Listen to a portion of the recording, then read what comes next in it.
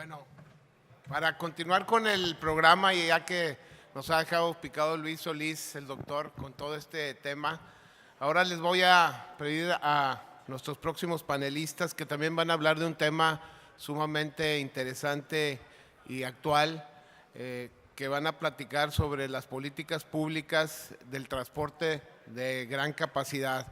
Ellos son John Woodruff, investigador en vehículos de la Universidad de Michigan, y Jerker Sorensen, presidente del Grupo de Trabajo de Vehículos de Alta Capacidad de la OCDE. Por favor, démosles un aplauso. Nomás les recuerdo yo, adelante. Al que necesite traducción, allá en el fondo del salón hay disponibles aparatos para poder escuchar la plática de ellos, que será en inglés y que obviamente yo voy a estar aquí tratando de moderar. Muchas gracias y adelante, Jerker y John, por favor.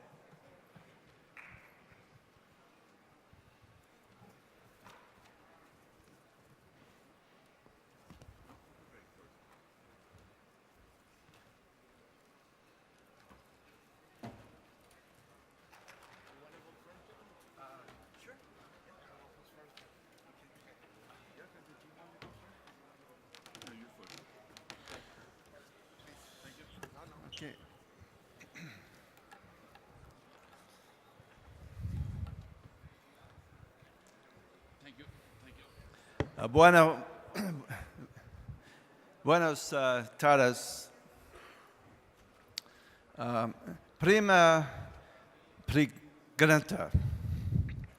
¿Tú creíste esta mañana? ¿Ah?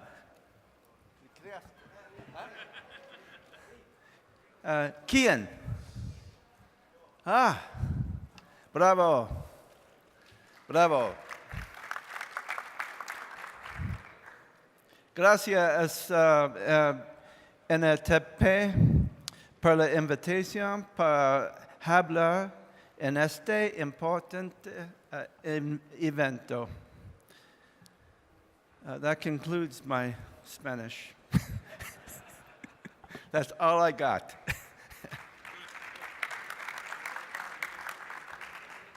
But very much, thank you very much for the opportunity to speak here today.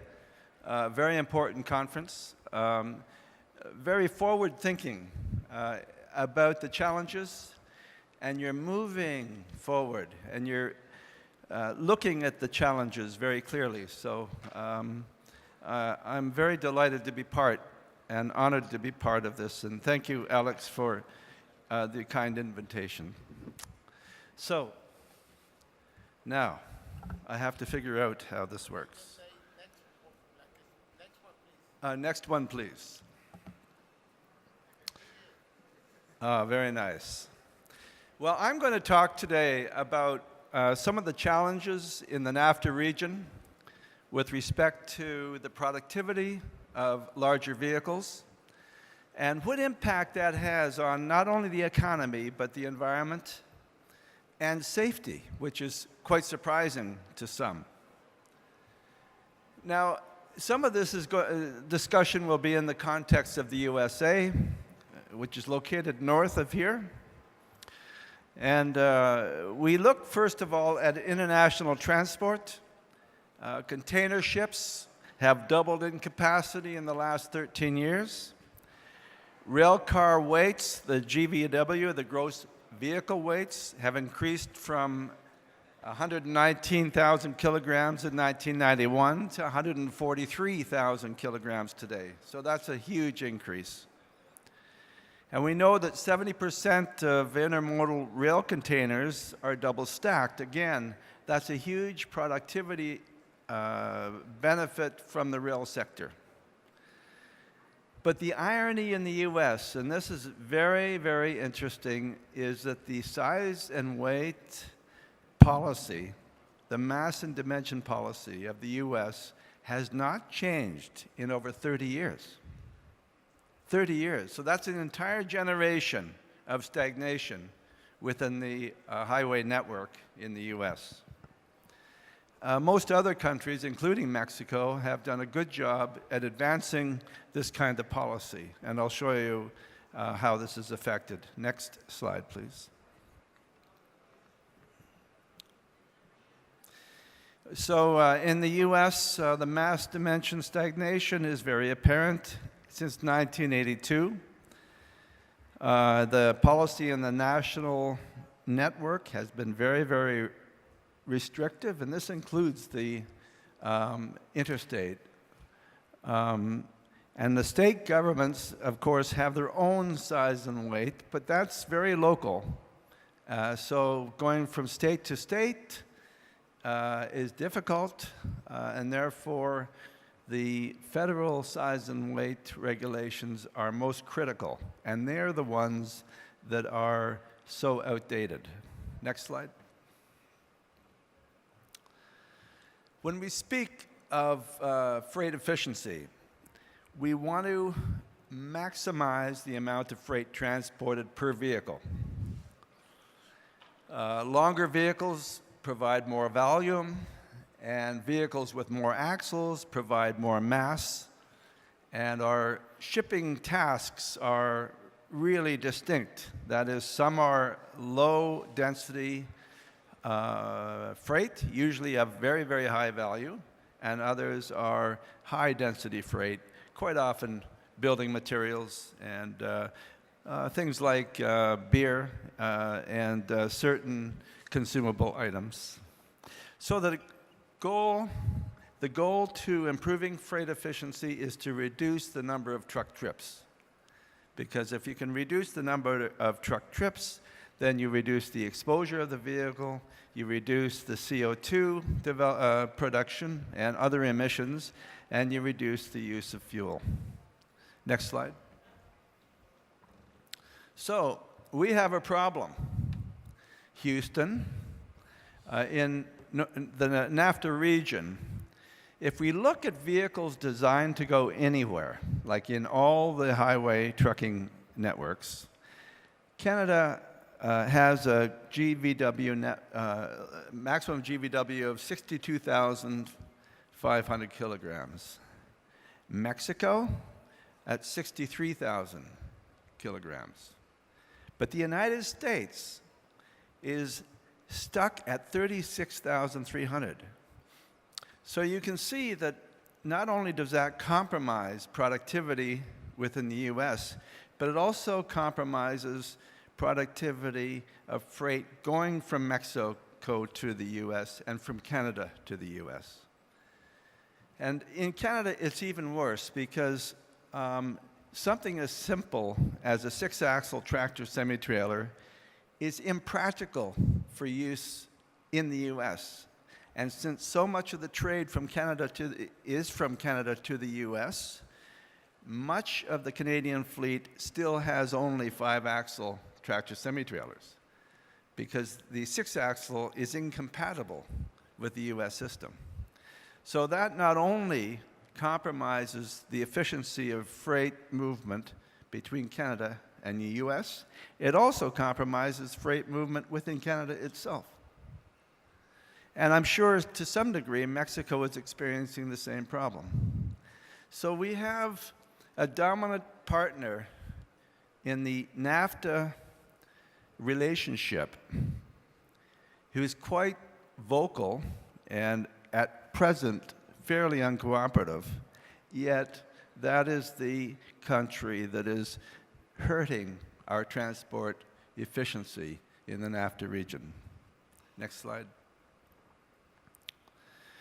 To bring this in more detailed perspective, we can see the different kinds of vehicles that operate in Canada in terms of the tractor semi-trailer, the double trailer. In Canada, you can see that. In the United States, you can see it here, and in Mexico. And you can see that in both Canada and Mexico, these vehicles are designed to be optimum transporters of mass. Yet even in the US, the double trailer is restricted to 36,300 kilograms, 80,000 pounds. So this is the stark reality of what we're dealing with. Now, the other thing that's also quite surprising is that this trend is equal all over the world. So in most developed countries, the minimum GVW we see is 100,000 pounds, roughly, 47,000 kilograms. And so, again, the US is very much an outlier in terms of the international transport norm. Next slide. What does it mean in terms of productivity? Well, if you consider the tare weight of the vehicle, that is the empty weight of the vehicles, and then what the product is, how much mass of product one can carry, then we can see the productivity advantage to both Canada and Mexico compared to the US is a factor of 2. And that is enormous if you think about it. A factor of 2. Not 10%, not 20%, not 30%. Factor of 2. Next slide. What does it mean in terms of CO2 production? What does it mean in terms of fuel use? Well, the advantage is 68%, roughly. This is calculated at constant speed over level highway. So again, if you asked me, could you think of any technology that would improve the efficiency of your diesel engine, the efficiency of fuel use, the efficiency of CO2 production per unit cargo transported? Can you think of any technology that will buy you 68%? And the irony is, it's not technology, it's policy. And this is the greatest challenge we have, I think, in North America, is to unleash that very important opportunity. Because to not do this means that we're wasting energy, we're oversupplying CO2, and that is not good for the planet. Next slide. Let's look for a minute at maximizing cubic capacity. One of the interesting things, I know it's happening here in Mexico, in Canada, they've been working on this since the 1990s. Next slide.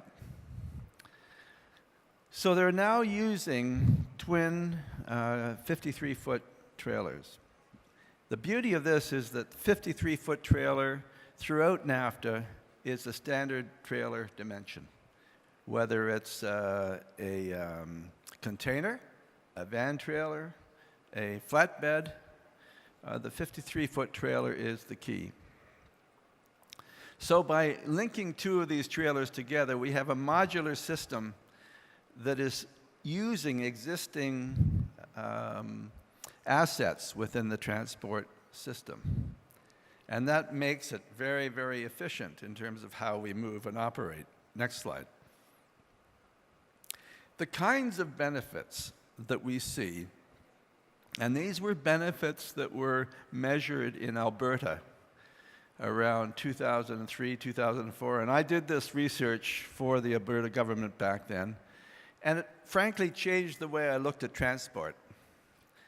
Because they had LCV, which means Long Vehicle Combination Project, that had been in place for 10 years, operated on specific road sections, included twin 53-foots, included things like Rocky Mountain doubles, which is sort of like 40 and a 28-foot trailer, triple trailers as well, triple 28-foot trailers.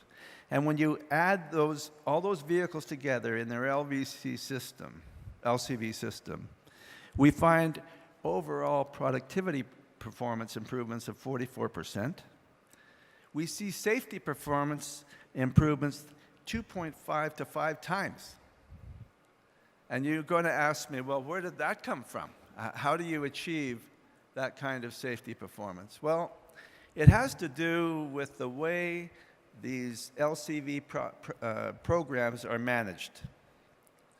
They are very, very strict in terms of driver qualification, in terms of operation. They don't operate during congested hours, for example. They don't operate during public holidays where people with poor driving experience are on the roads. And they have very, very strict requirements for licensing. You have to have X number of years of experience in the trucking industry. So it's quite an interesting way to manage this, and the safety outcome is very, very strong.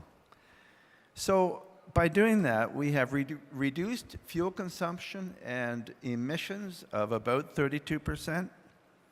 We have reduced infrastructure consumption of 40%. That is, this actually is good for the infrastructure because you're spreading the number of axles out on the bridges and pavements, and you've only got one tractor, one steer axle at play, and that has some net benefits in the infrastructure life. We have a reduced truck travel distance of about 44% and reduced shipper cost of 29%. So if you look at the balance sheet, these are all adding up on the positive side of the ledger. Next slide. I've also taken time to look at the societal benefit of these kinds of vehicles. So how does it impact society and how can we calculate this? So next slide. So this is a very busy slide. I apologize for it, but I wanted to show you very clearly how it breaks down. If we change policy in the US and it reduces truck travel by 10%, which would be easily achievable if they reformed the size and weight policy, we would save roughly 330 people per year, reduction in crashes. We'd have an overall crash reduction of very close to 30,000 less crashes, if you include property damage only crashes. And the total saving of that alone is about $4.7 billion per year. Then we have annual fuel cost savings through improved efficiency worth about $10 billion, $10.6 billion, and reduced CO2 output of about $500 million. So the annual savings of this simple change in policy is around $16 billion a year, and that's every year, every single year going forward. Not counting the implications of this on commerce, on improved production, manufacturing, and other aspects of business. And more importantly, we're looking at a very significant reduction in the fatalities on the highways because of this. And of course, it runs completely opposite to what the public imagines. They think that bigger trucks are bigger problems. Yet we see through this evidence that they're very much a benefit. Next slide. Now, this might be a little hard to understand, but I had done research for NHTSA in the US. NHTSA is a regulatory body within the federal government of transport. And they were looking at what the effect of electronic stability control in trucks would be. And what is the effect of forward collision warning and automated braking? That's the FCAM.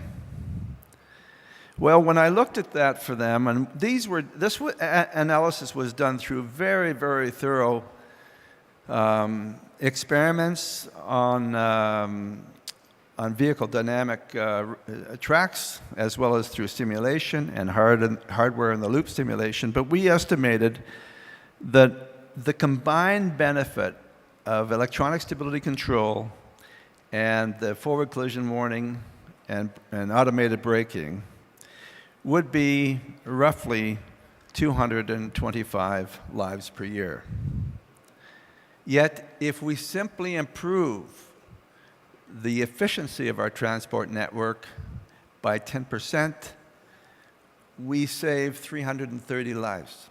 So in this way, you can see that the size and weight policy is more powerful, or can be more powerful, than crash avoidance technology. And therefore, it needs to be in the same view. It needs to be considered as an equivalent strategy, because ultimately we want to save lives, so we want improved efficiency, we want the electronic stability control, we want forward collision warning and automated braking in order to achieve full benefits in our highway network. Next slide. So in conclusion, in the US context at least, and I know Mexico has fought hard to improve productivity and have done a good job in this area. But in the US, we find that elevated truck fatality and injury crashes are related to poor efficiency. We also see excessive fuel consumption and emissions of CO2. And it certainly compromises the international transport efficiency of the entire NAFTA region. And this is why both Canada and Mexico have such a big stake in this issue. Next slide.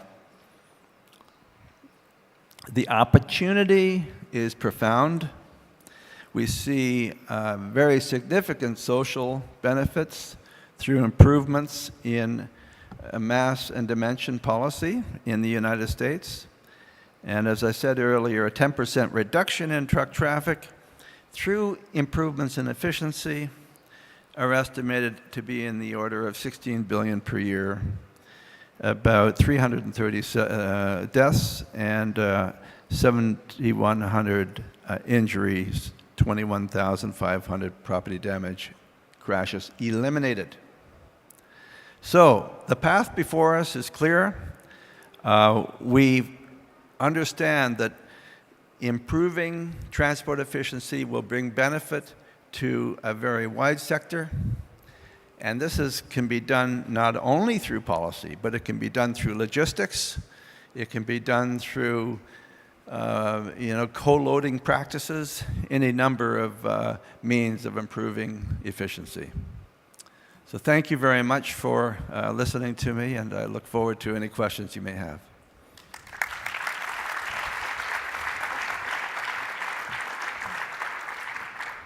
Bueno, como pueden ver, esta posición que nos trajo John, muy reveladora, muy importante que reconozcamos que en nuestro país, al contrario que mucha gente piensa, no estamos tomando políticas que van en contra de la seguridad, en contra del medio ambiente, en contra de la infraestructura o de una posición competitiva equivocada, sino al revés. En algunas cosas estamos mejor que Estados Unidos y no somos los únicos.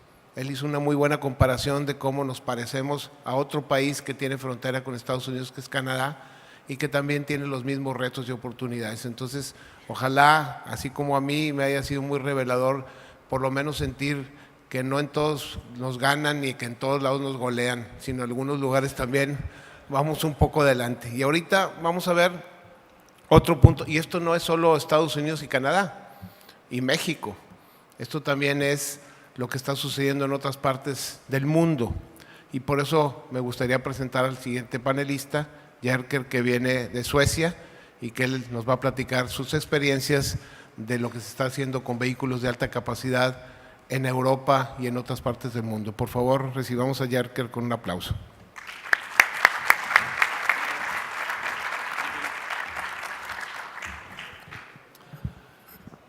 Thank you very much, Alex.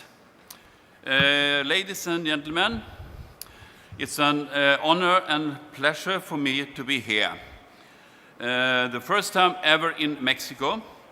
Thanks to Alex Tyson, Leonardo Gomez, Edgar, Rodolfo, and all you other guys, which I met only a month ago in Leipzig in Germany. And I and John were invited to come here to take part in this conference. As I said, this is my first stay in Mexico, but it is not my first day in Latin America. 1976, very long ago, I went to Peru. I was a young guy at that time, and by that it was natural that I was part of a delegation of youth organization. We were going there to study what was going on in Lima and all the other places. And before that, we had an option to have a course of 30 hours, 30 hours in Spanish. So I learned some few words to say hola, soy sueco, and so on. And one of the most important phrases was this one: es una pregunta muy importante. And it was very useful. And during these days, I have heard a lot of very important issues during this conference, important for Mexico and important for the entire world. And we are facing big challenges. You are doing that here in Mexico. We have heard a lot of that, not only Trump, but also a lot of other things. And we have also challenges in Sweden. We have challenges in Europe, and they are all also global, as we heard during the speech before we went up to this panel. So I'm going to say a few words about what we are calling high-capacity transport. Next slide, please.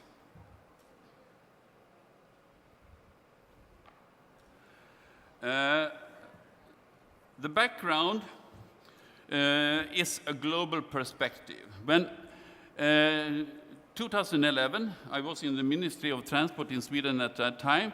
I was invited to go from Stockholm to Gothenburg to set up and run for the first years a new institute on transport efficiency. And one of the focus areas we were chosen was about high-capacity transport. You know, in Sweden, since we joined the European Union in 1995, 25-meter long vehicles is more or less standard. And we had 60 ton at that time. Now we have 664, and we are going for 74. So this situation with longer and heavy vehicles is very normal in Sweden. And you know, Sweden is a long country. In the northern part of Sweden especially, we have a forest industry as one of the main industries. So we need really this capacity to take the timber from the forest down to the industry at the coast.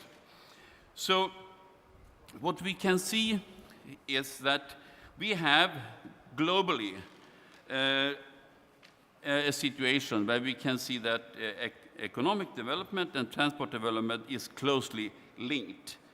The demand for freight transport is expected to grow in every country worldwide until 2050, and especially Africa and Asia. Next slide, please, is a map that I will show there.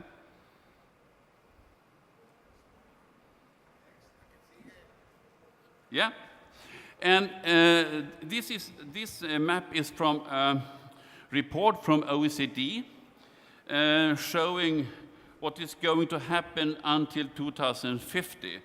These figures are from last year, but it's more the same, the updated report, that we will have a growth, threefold growth, both in Africa and Asia.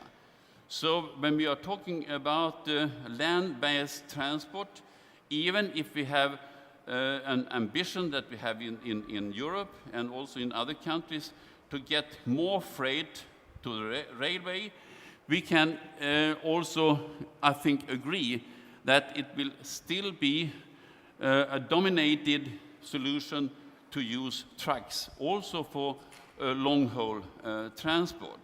So this is something that we have to figure. Please go back to the first slide.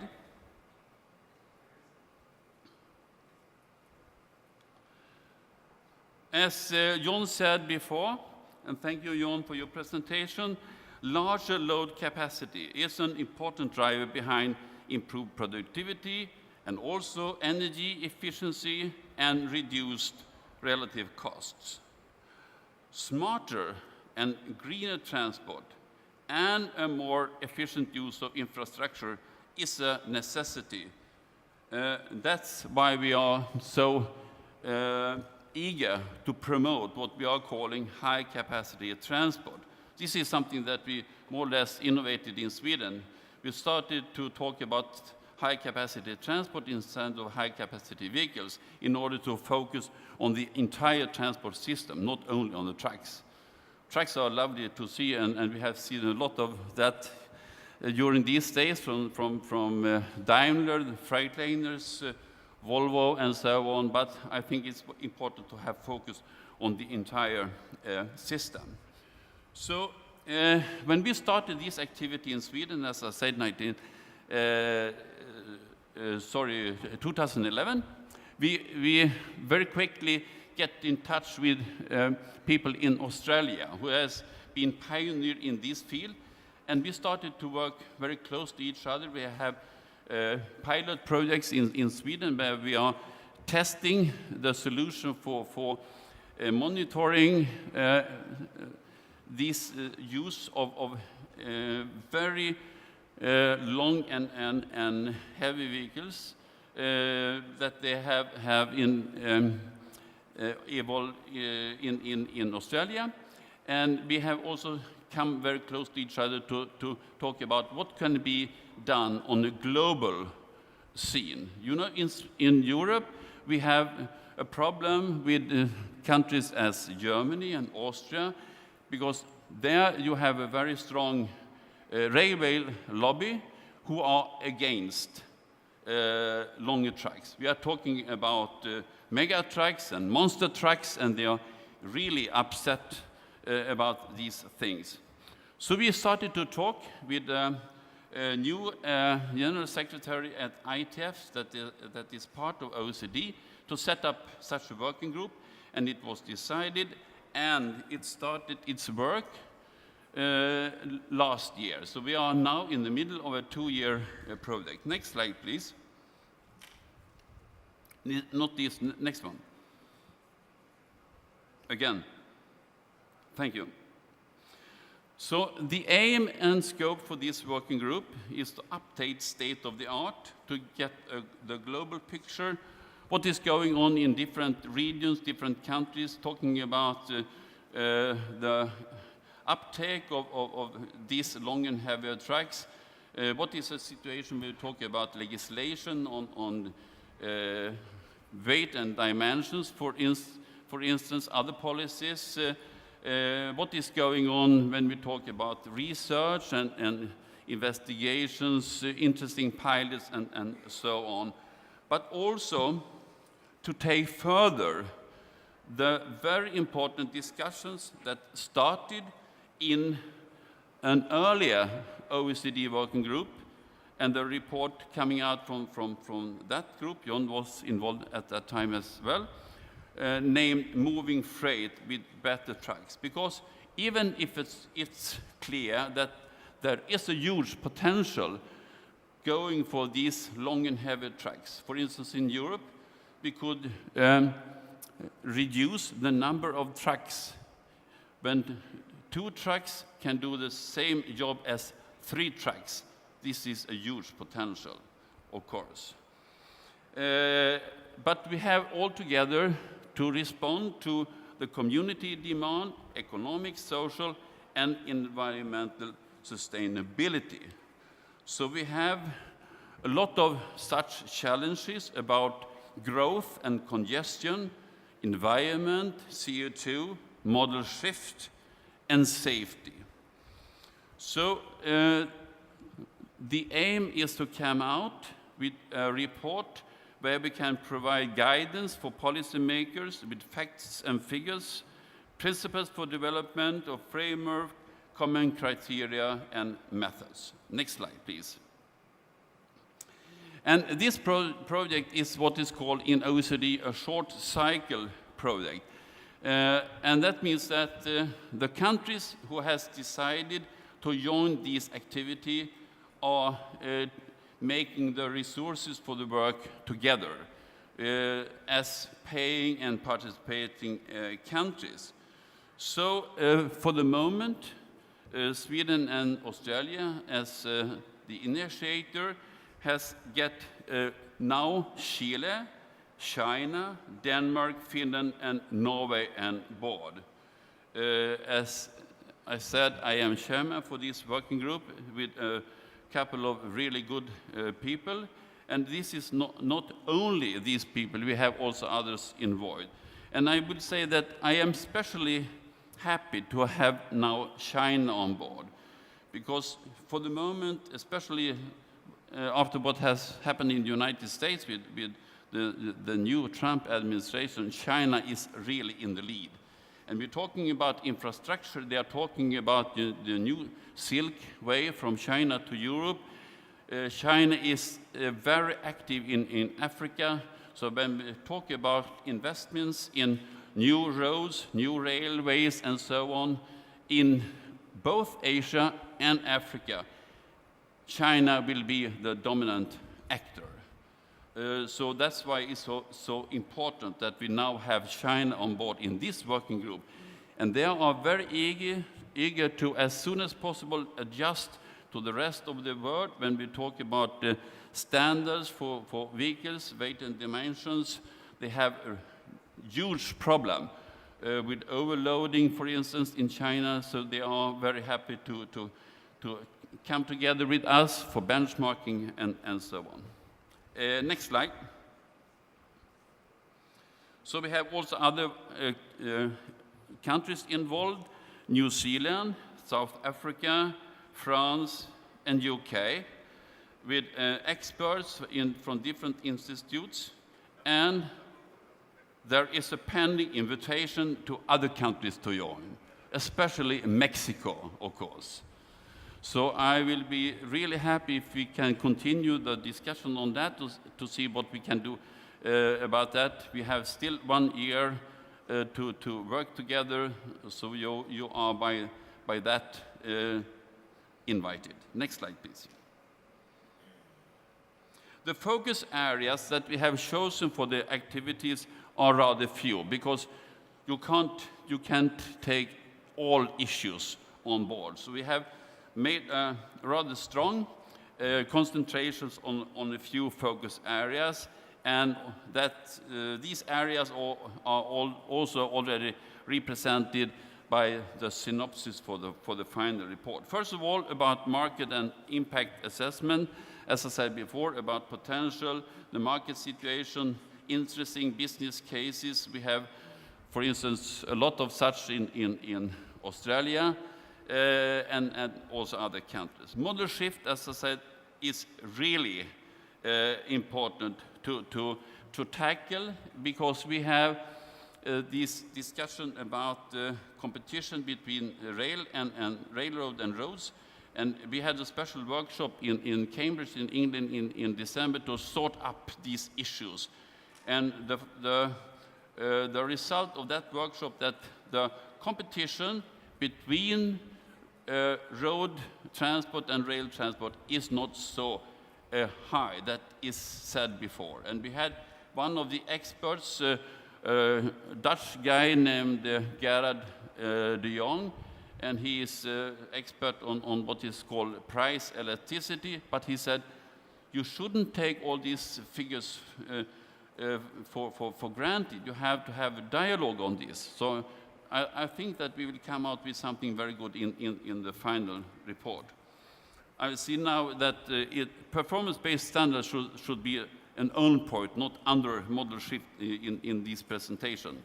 I'm sorry for that. So performance-based standards is something very interesting in order to get a complement to the normal way to standardize trucks per se and roads per se, to see what can be done in a more flexible way. And here we have Australia, we have South Africa, and other countries as pioneers.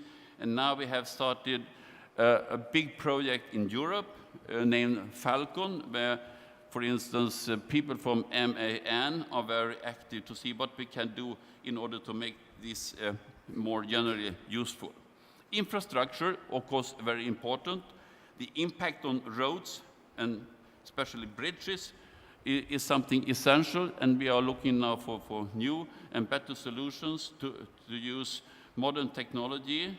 We have learned that you have in most countries a so-called risk factor of 2.0, based on the fact that you never know the load of the trucks passing the bridge.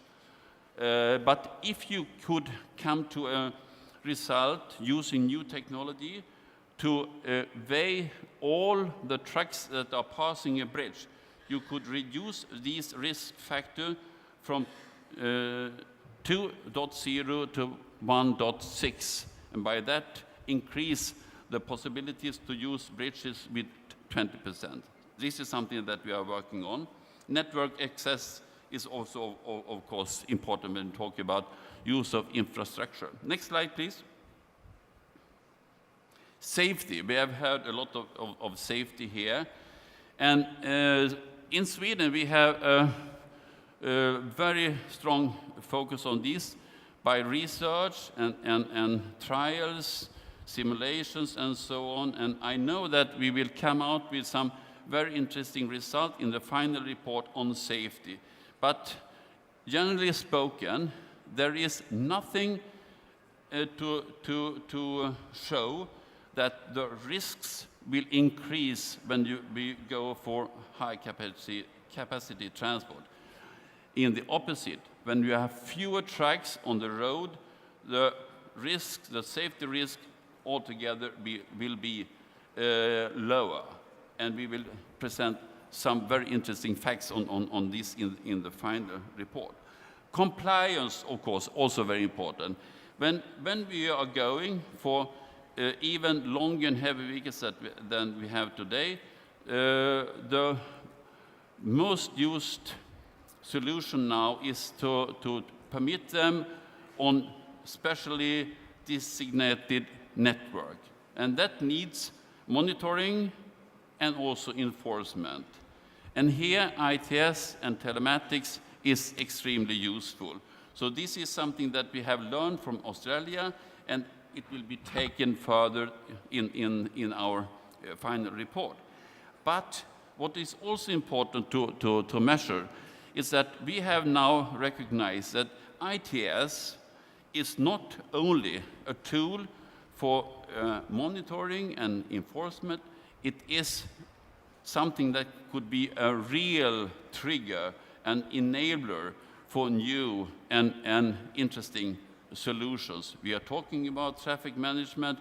We are talking about the possibility to have control in real time with help of GPS and so on. And all these things can be used in a more comprehensive way than it's done for the moment. And finally, we are talking about a package for policymakers. Next slide, please.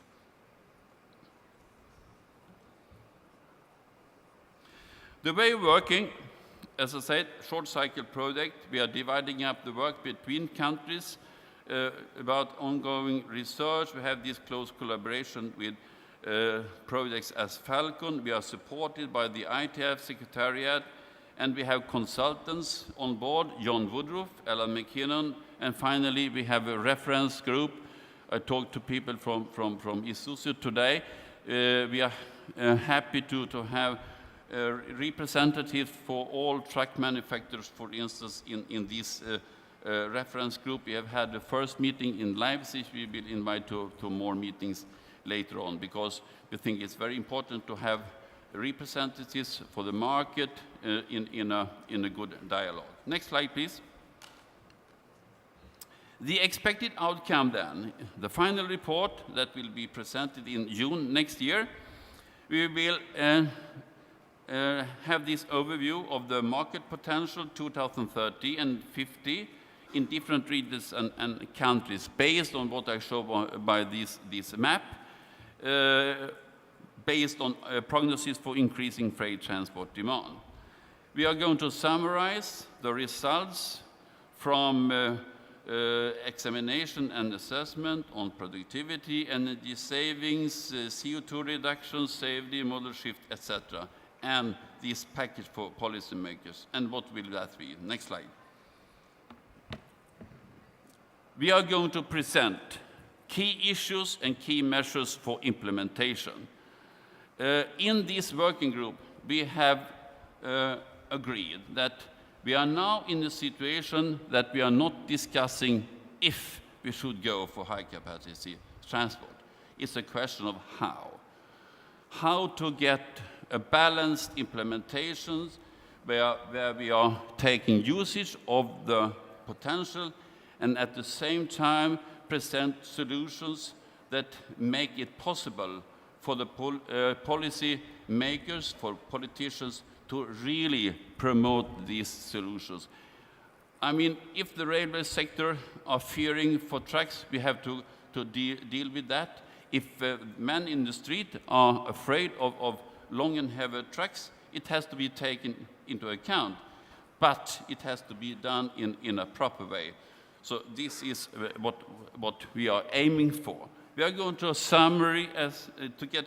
present a summary on pros and cons, and the idea is to come out with something that really can support different regions and countries with respect to the unique situation in every country.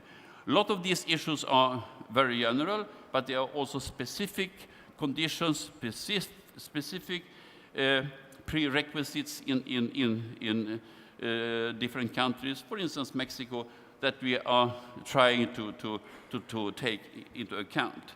But we are also going to present common analysis methods, metrics, and criteria definitions, and this is something that John is working on for the moment.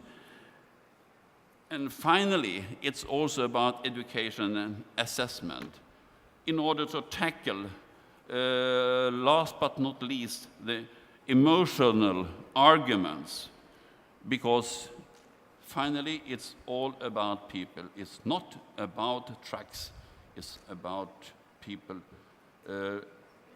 women and men. Thank you. Muchas gracias.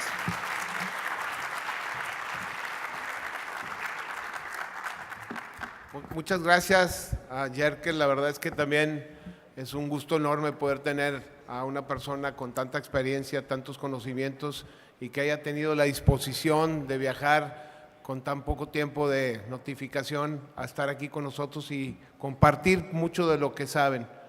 Yo solamente les quiero comentar que de su presentación espero que finalmente en México podamos empezar a discutir lo que verdaderamente es el hecho, los hechos que presentan aquí. No se trata de un capricho, no se trata de simplemente tratar de bajar costos, sino como pudieron ver claramente por sus números y su presentación, esta es una necesidad mundial en la que por lo crecimiento que va a haber de las emisiones y de la necesidad de transporte carretero, tenemos que encontrar las maneras, no es si vamos a usarlos o no vamos a usarlos, como bien dijo Jerker, sino cómo los vamos a usar, cómo vamos a hacerlos, no solamente usarlos, sino hacerlos más seguros, cómo lograr políticas estándar, cómo lograr aprender unos de otros. Y por lo mismo, yo también les quiero comentar que a raíz de nuestra visita a Leipzig y a platicar con ellos en el International Transportation Forum, hemos decidido aceptar la invitación que nos están haciendo para que también México pueda participar en este grupo de trabajo. Gracias. Thank you for the invitation. Gracias.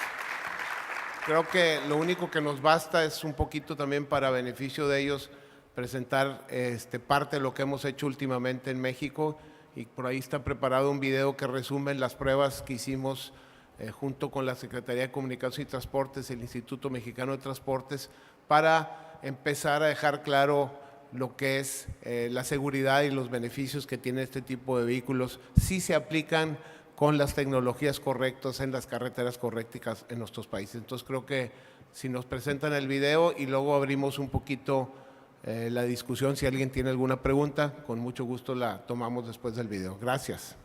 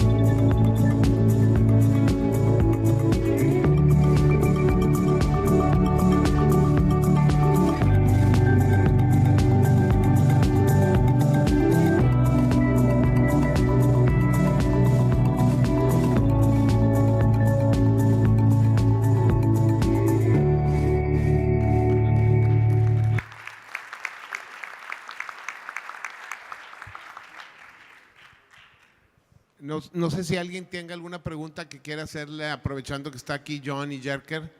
Creo que vale la pena mucho por allá. No se ve nada aquí, pero adelante. Yo se las voy a traducir y luego, si quieren que se las traduzca la respuesta, también con mucho gusto. They're going to have a question for you. Jen.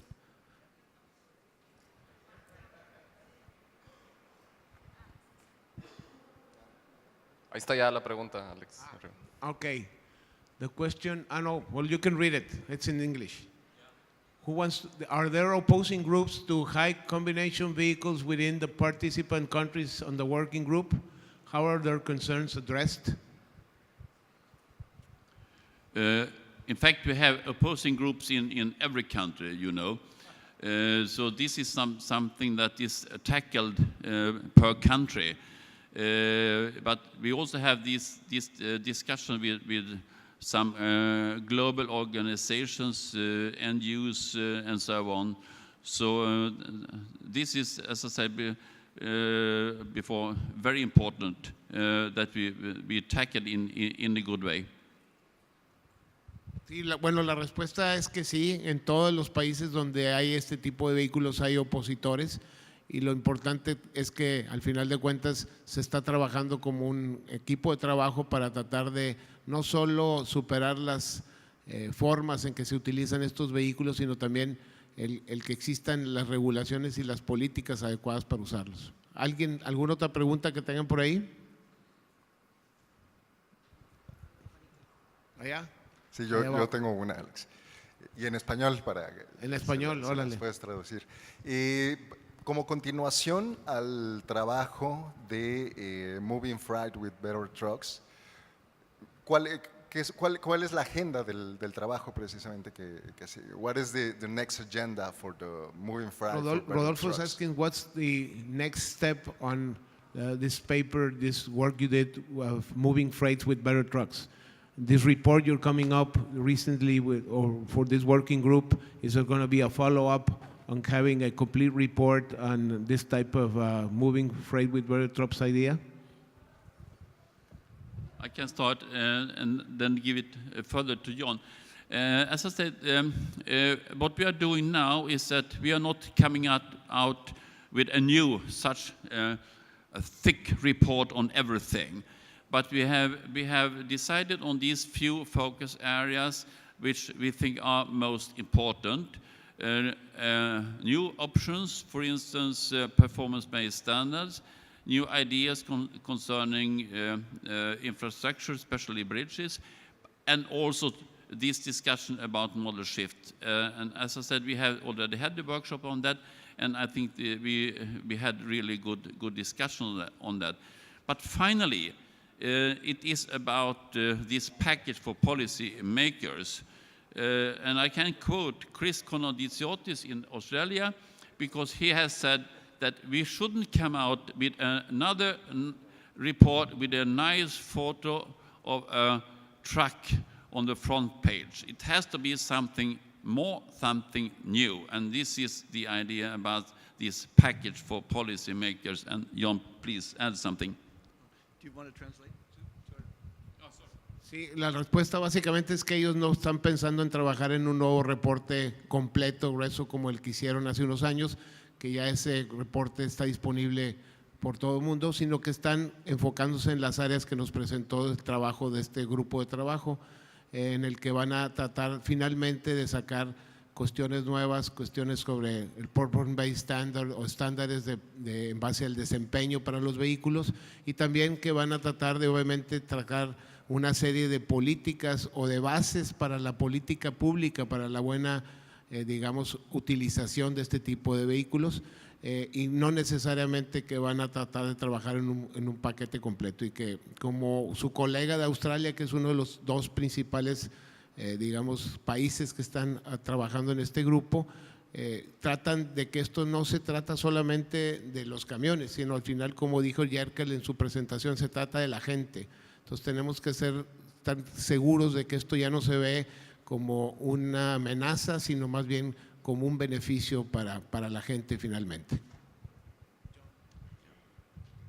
Thank you. So to discuss your point about what's next, and also the first question about the barriers, as Jörg mentioned, the policymaker aspect is really geared to better arming the policymaker with facts, hard data that talks about what the benefits and the drawbacks to high-capacity vehicles may be. So there will be metrics that speak to the CO2 produced, the fuel used, the safety, the societal benefits. This way we can start talking on a rational basis with facts rather than on an emotional basis with fear. Básicamente, John lo que está agregando es precisamente que el principal foco del trabajo es preparar una serie de datos, hechos y datos, para poder presentárselos a las gentes que hacen la política, que hacen las regulaciones, las normas, para que podamos discutir ventajas y obviamente también desventajas que tiene este tipo de vehículos y cuáles son los beneficios para la sociedad en materia de seguridad, en materia ambiental, en materia de productividad también, y que en base a esas discusiones podamos finalmente tener una correcta aplicación de todo esto. ¿Alguna otra pregunta? Adelante, señor Chain. Alex, oímos que los fabricantes de vehículos participan activamente en esto en Estados Unidos. ¿Cómo le hacemos para que los fabricantes aquí en México, espero que no tengamos que agarrarlos de los huevos? Sí, lo voy a traducir. I'm going to try to translate that, the last part. But Edgar is asking that he heard in your presentation that OEM truck producers are actually working in this group or helping this group. And he's asking how can we help you, the OEM truck producers in Mexico, help us or help this group also without having to kick them in the nuts. Kick them? Kick them in the ass. You are invited to this reference group, as I said before, and we will listen to you, and we will take all your good arguments in our work. Absolutely, yes. Well, I simply wanted to say that I think industry participation is very important. Also, the challenges that Mexico is facing, because you have solid policy, yet you have compliance challenges. And for us, that's very important to be able to understand that. So having the good experiences that you have and understanding the challenges that you face uniquely will very much help the work we're doing, because our solutions must be global solutions. They must be applicable to all countries. So this is why it's vital to have the support, and it could be financial support to help support a representative from industry to be here, or it could be direct support. Thank you. Yes. Bueno, básicamente dicen que sí, que te aprecian tu ayuda y que participemos con todo el tipo de motivaciones que podemos hacer. Pero lo más importante yo creo es que John y Jerkel están trabajando en plantear esto no a nivel solo de los países que participan en el grupo de trabajo. Como vieron por las estadísticas y por lo que todo mundo aquí no necesitan convencer de que el transporte carretero se va a seguir incrementando y que eso trae retos muy importantes tanto de contaminación como de tráfico como de seguridad. Y el tema de solucionar parte de esos retos en base a vehículos de alta capacidad también es un tema que, basado en hechos de seguridad, de productividad, de emisiones, es inevitable. Como decían en sus presentaciones, no es posible que en un país en donde tenemos tanto problema de contaminación, de tráfico y de seguridad, y que tengamos tanto retraso a la vez en la antigüedad de la flota, no vayamos y tomemos cosas tan incrementales como los vehículos de alta capacidad, o al revés, que estemos tratando todavía hoy en día de prohibirlos, cuando son claramente una parte muy importante de esa solución, y además una parte que el resto del mundo, gracias al trabajo de este grupo de trabajo, va a ir adoptando cada vez más. Entonces, lo que ellos van a trabajar son estándares y políticas o bases de política que tomen en cuenta las realidades de todos los países y que puedan ser aplicados a nivel mundial. Entonces, creo que es muy, muy importante que nosotros como país demos los siguientes pasos, que nos sintamos que vamos en el sentido correcto, que dejemos atrás paradigmas y miedos y que al revés, empecemos a trabajar junto con este grupo para poder lograr nuestros beneficios y solucionar nuestros problemas lo más rápido posible. ¿Alguna otra pregunta? Adelante, Juan Pablo. This is a question for my friend of University of Michigan. I see that in Europe there is already a group that is pushing this, and what they already said about that. But in the U.S., what is your forecast about that? Who is pushing this initiative in the U.S.? How do you see the U.S. government in adopting, or the local governments, the state governments in adopting this initiative? What comments can you make us? This is a very difficult question because the topic of dimension and mass in the US is toxic. It's toxic politically. The vision for efficient transport is not as it is in other countries. So I'm sure Mexico sees transport efficiency as being in the national interest. Certainly Canada does. Certainly Sweden does. But in the US, that vision or that understanding is not clear at the political level. However, industry believes strongly in this, and they have been pushing hard. Yet, the politicians, you know, maybe it shouldn't be a surprise to us. They are not operating under logical thinking, you know, they are operating under some other reference. So I don't have to tell you about this. So I think that the prognosis for me is not going to be sort of a national program at improving transport efficiency. It will be individual bills that are pushed through so that it'll be suboptimal, but it'll be better, I hope.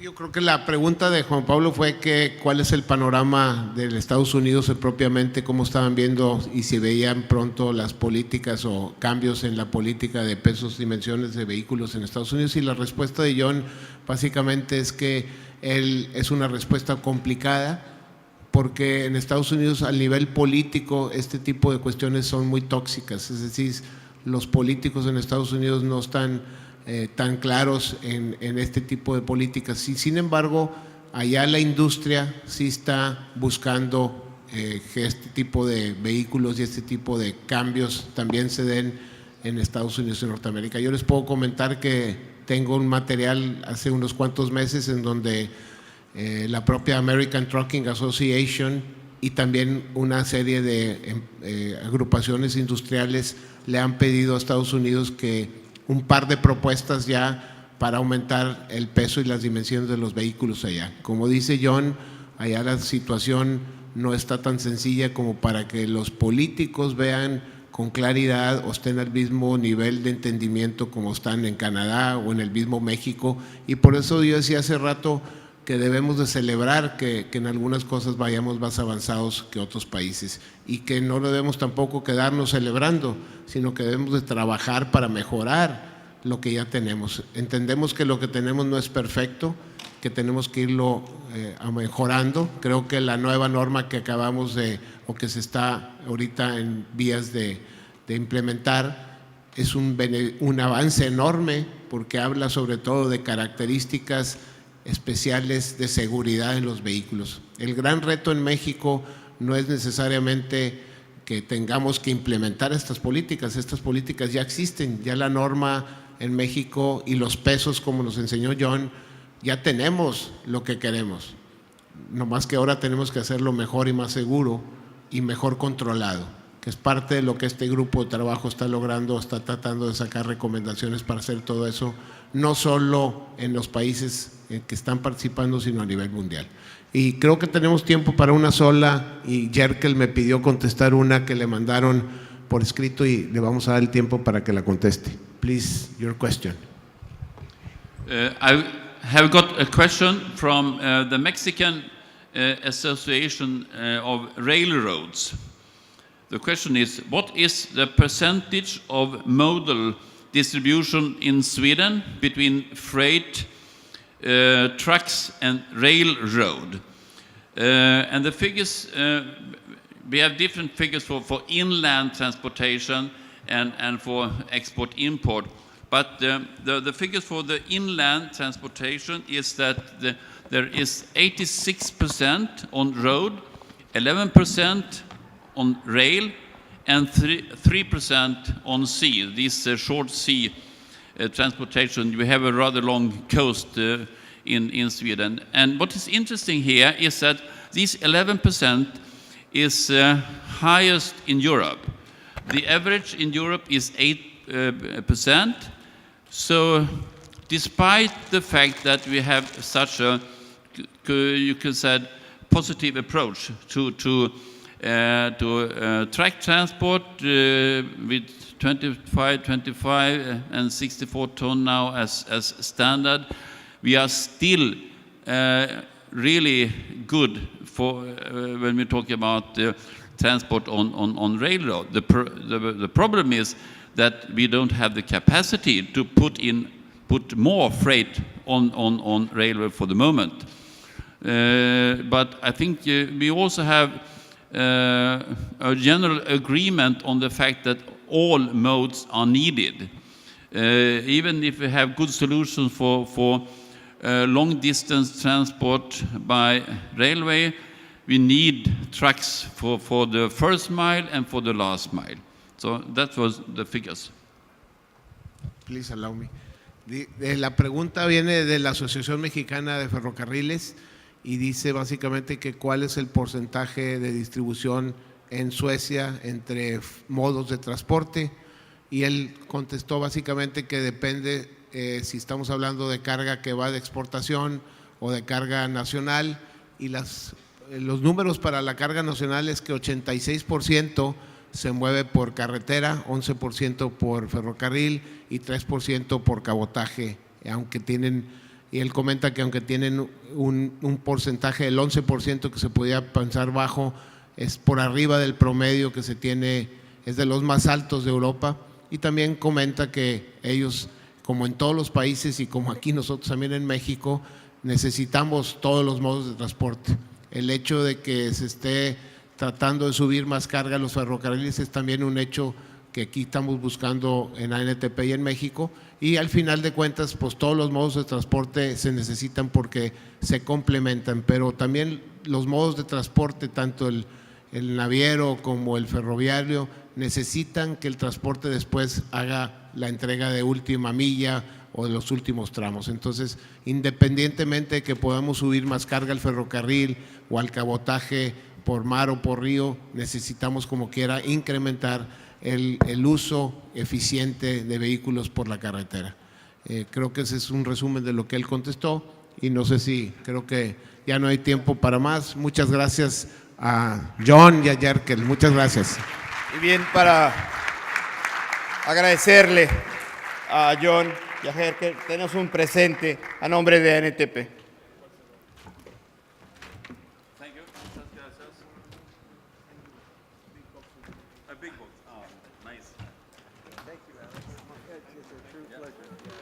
Demos un aplauso a nuestros conferencistas, por favor.